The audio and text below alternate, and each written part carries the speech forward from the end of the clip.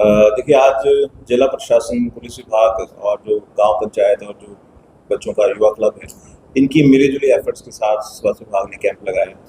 तो इसमें हमारा मुख्य उद्देश्य है नशे के जो ग्रस्त मरीज़ हैं, उनका इलाज करना। साथ ही हम ये भी चाहते हैं कि जो लोग नशे से दूर हैं, वो इससे दूरी बना के रखें। तो नशे के बारे में अक्सर ना कई तरह की भ्रांतियाँ होती हैं, मिसकंसेप्शंस होते हैं। तो हम चाहते हैं कि इस कैंप के थ्रू हम जो युवा बच्चे इसके साथ जुड़े हुए हैं, उनके ज़रिए सही मैसेज भी समाज तक पहुँचा पाएँ। जैसे आज के ही कैंप की मैं एक उदाहरण आपको देता हूँ। एक बच्चा कह रहा था कि जी मैं नशा लगातार नहीं करता हूँ, मैं 3 महीने करता हूँ, फिर 1 महीना छोड़ के जिम चला जाता हूँ। तो वो इस गलतफ़हमी में था कि ऐसा करने से उसका जो पहले का असर है, वो ठीक हो जाता है और उसके बाद उसे दोबारा नशा करने का एक तरह से हक मिल जाता है। तो ऐसी बहुत सारी गलतफ़हमियाँ बच्चों में प्रचलित होती हैं। तो हम सिर्फ़ दवाइयों से नहीं, हम चाहते हैं कि सही मैसेज लोगों तक जाए, इसलिए हम 7 काउंसलर्स हमारे साथ लाए हैं, जो साथ के रूम में पहले बच्चों को इंटरव्यू करते हैं, उनकी सारी जो नशे के बारे में जो समझ है, क्योंकि हर एक व्यक्ति अपनी तरफ से एक कारण पैदा करता है नशे की तरफ जाने के। कोई इसको इस तरह जायज़ ठहराना चाहता है कि मेरी ज़िंदगी में कुछ बुरा हो गया, मैं उससे उबर नहीं पाया।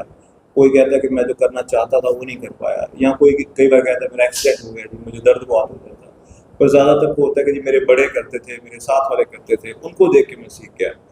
तो उसके वो जो निजी कारण है, उस तक पहुँच के उसको उस कारण का हल दिया जाए, ताकि दोबारा इस तरफ ना आए।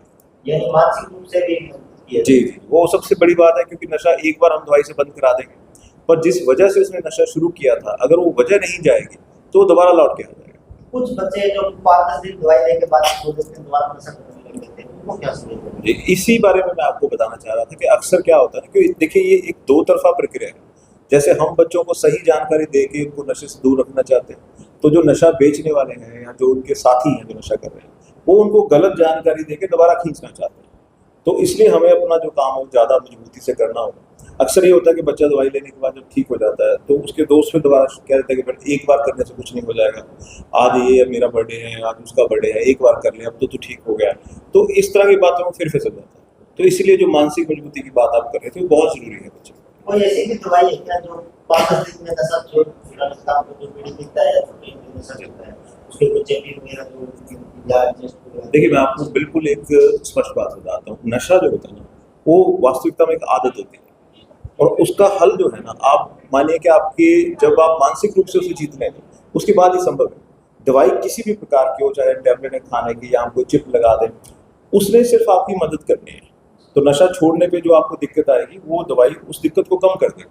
पर नशा छोड़ने की जो विचार है, ये कोई दवाई नहीं बनाती। ये आपा ने बनाना है, समाज ने बनाना है, उसके घर वालों ने बनाना है।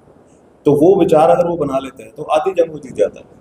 बच्चों को क्या संदेश देंगे? देखिए, बच्चों को सबसे स्पष्ट साथ मैं कहना चाहता हूँ कि बचाव ही सही इलाज है इसमें। अगर नशे के ग्रस्त में आप आ गए, तो उसके बाद इसे छोड़ना और छोड़ने के बाद भी शरीर में जो दिक्कतें रह जाती हैं, उनका इलाज वो बहुत लंबी प्रक्रिया है। तो जो उससे जी, जो बच्चे आ नहीं पाएंगे जी, नशा छोड़ना चाहते जी। हैं, उनका क्या? देखिए, इसके लिए मैं पिछली बार भी जब हमने कैंप किया, तो मैं आपको कह के गया था कि सिविल अस्पताल सिरसा में हमारा जो डी-एडिक्शन सेंटर है, वो पूरी तरह से कार्य कर रहा है। हफ्ते में 6 दिन पूरे दिन वो खुलता है। तो आप सब वहाँ पे आमंत्रित हैं। आप सिर्फ दवाई लेने के लिए नहीं, अगर आप कोई जानकारी लेने के लिए भी आना चाहते हैं, तो वहाँ पे हम आपको मौजूद मिलेंगे।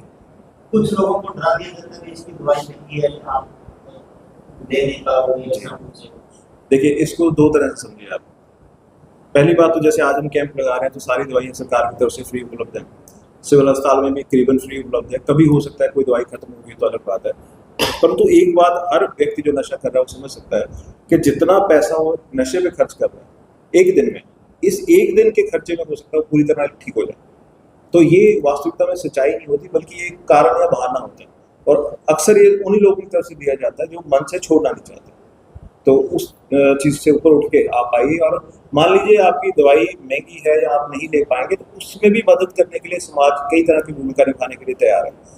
तो मेन बात ये है कि आप हाथ बढ़ाइए, तो बाकी आपके साथ चल सकते हैं, पर जंग आपकी है, लड़नी आपको पड़ेगी। इस तरह से पिंड बनी दे नौजवान ज्यादा से आसपास पिंडा से भी पहुंचे नशे से करवाते। देखिए, ज़्यादा तो आज बनी से ही थे, पर साथ के कुछ गाँव बाइया से भी थे। संतनगर से भी आज 9 मरीज़ वहाँ की पंचायत लेके आई है, तो उनको भी हमने अकोमोडेट किया है। नहीं बिल्कुल सर, फ्री है दवाई चाहिए, हॉस्पिटल में दवाई चाहिए। हाँ, यहाँ पे भी हम स्कूल को फ्री दे रहे हैं, हॉस्पिटल में भी फ्री दे रहे हैं। पर मैं जैसे आपको कह रहा हूँ कि अगर कोई व्यक्ति कोई अलग ही तरह का नशा कर रहे हैं, जिसकी दवाई अभी उपलब्ध ही नहीं है, वो अलग बात है। पर अक्सर आम जो नशे इस समय प्रचलित हैं, उनका इलाज पूरी तरह से आपको फ्री मिल जाएगा। जो नशे के कारण होने वाले काला पीलिया, हेपेटाइटिस के या HIV के टेस्ट है वो आज हम फ्री कर रहे हैं यहाँ पे।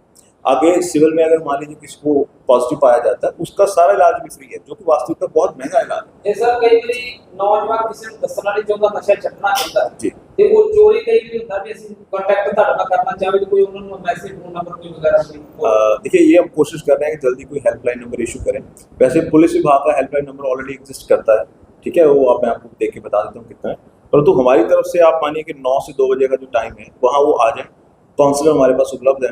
अगर वो इसमें पूरी तरह से उनकी जो निजी पहचान है वो गोपनीय रखी जाती है, तो हम कभी भी ऐसा नहीं करते कि इवन अगर मरीज चाहे कि वो अपने परिवार से बात को अलग रखना चाहता है तो हम उससे सहमत है, हमें उसमें कोई दिक्कत नहीं। ਸਰ ਬਹੁਤ ਨੌਜਵਾਨ ਹਨ ਜਿਨ੍ਹਾਂ ਦੇ ਮਨ 'ਚ ਵੀ ਸ਼ਾਇਦ ਚਿੱਟੇ ਨੂੰ ਜਾਂ ਹੋਰ ਨਸ਼ਿਆਂ ਨੂੰ ਛੁਡਾਉਣ ਦੀ ਦਵਾਈ ਦਿੱਤੀ ਜਾਂਦੀ ਹੈ। ਇਹ 'ਚ ਕੁਝ ਖਾਸ ਨਸ਼ੇ ਜਿਨ੍ਹਾਂ ਵਾਸਤੇ ਦਵਾਈ ਦਿੱਤੀ ਜਾਂਦੀ ਜਾਂ ਹਰ ਤਰ੍ਹਾਂ ਦੇ ਨਸ਼ੇ ਨੂੰ ਛੁਡਾਉਣ ਵਾਸਤੇ ਦਵਾਈ ਦਿੱਤੀ ਜਾਂਦੀ? देखो क्या होता है कि नशा ना जैसे साइंस की बाकी चीज़ें तरक्की करती हैं उसी तरह से नशा भी अपने तरफ से तरक्की करता है। आज से आप 30-40 साल पहले देखो तो पोस्ट और अफीम नशा था। अफीम को जब प्योरीफाई करने की साइंस डेवलप हुई तो उसको ज़्यादा स्ट्रॉन्ग बना के प्योरीफाई करके ब्राउन शुगर बना दी गई। ब्राउन शुगर को आगे प्योरीफाई करके उससे चिट्टा बना दिया गया, और अब उससे आगे तो मेडिकल नशे, SSC, MDMA, कई तरह के नशे तैयार हो रहे हैं, ठीक है। तो हर तरह के नशे का इलाज संभव है, पर जैसे मैंने पहले कहा कि ये एक आदत है। सबसे पहला स्टेप है कि आप स्वीकार करें कि आप गलत रास्ते पे हैं। दूसरा स्टेप है कि आप हाथ खड़ा करें कि मुझे मदद चाहिए, और तीसरा जो स्टेप है वो है किसी भी स्पेशलिस्ट के पास जाना, चाहे आप सरकारी में जाइए या प्राइवेट में जाइए, पर आप मदद लीजिए। और दवाइयाँ हर तरह के नशे के इलाज के लिए उपलब्ध है। ठीक है सर, थैंक यू।